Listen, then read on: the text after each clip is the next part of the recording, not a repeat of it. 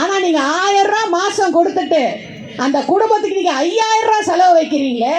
ஒரு 1000 ரூபாய் வாங்கி மீதி 4000 ரூபாய் கடன் வாங்கி செலவழிக்கக்கூடிய நிலைமையில இன்னைக்கு தமிழக மக்கள் இருக்காங்கன்னா அதற்குரிய பதிலை திமுக சொல்லித்தான் தீரணும். எதுக்குமே திமுக பதில் சொல்ல மாட்டேங்கிறீங்களே. எத்தனையோ வாக்குறுதிகள் கொடுத்தீங்க 2021 தேர்தலில். எத்தனை வாக்குறுதிகள் நாங்கள் கேட்கல. திமுக அவங்களுடைய தேர்தல் அறிக்கையில் சொன்னது விலைவாசி ஏத்தாம பார்த்துக்குவோம்.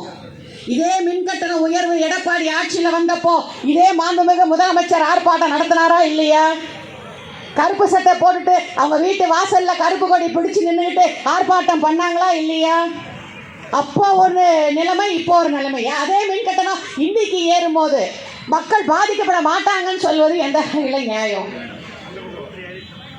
செங்கலை எடுத்து எய்ம்ஸ் வரலன்னு உங்க பையனும் நீங்களும் கேட்டீங்க முதலமைச்சர் அவர்களே. சரி, நாங்களும் கேட்குறோம் எய்ம்ஸ் வேணும். நீங்க சொன்ன வாக்குறுதி எதை நிறைவேற்றிருக்கீங்க?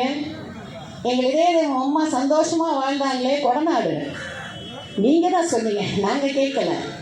திமுக ஆட்சிக்கு வந்த 3 மாதத்தில் கொடநாடு குற்றவாளிகளை மக்கள் முன்னால் நிறுத்துவோம் என்று சொன்னது மாண்புமிகு முதலமைச்சர் ஸ்டாலின் அவர்களும் அவருடைய மகன் உதயநிதி ஸ்டாலின் அமைச்சர் அவர்களும்.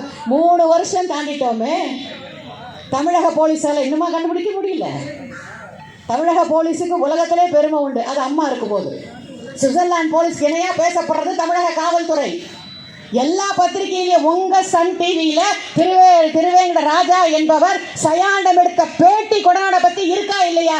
ஏன் நடவடிக்கை எடுக்கல? பொள்ளாச்சி என்னாச்சு? தூத்துக்குடியில 13 பேர் இறந்து போனாங்களே, என்னாச்சு?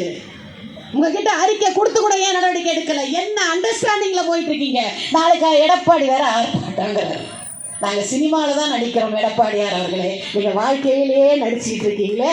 இதை விட என்ன இருக்க போகுது? வர வேண்டிய ஆட்சி தமிழ்நாட்டில் அம்மாவுடைய ஆட்சி. அதை வரவிடாமல் பண்ணதில் முக்கிய பங்கு எடப்பாடி யார் அவர்களுக்கா இல்லையா? நல்ல அண்டர்ஸ்டாண்டிங். ஆனால் எடப்பாடி யாருக்கும் திமுகவுக்கும், இது நாங்கள் சொல்லலை, எங்கள் லேடிஸ் மகளிர் சொல்லலை, பொதுமக்கள் சொல்கிறாங்க. அதனால தான் முதலமைச்சரை கேட்குறோம், தயவு செய்து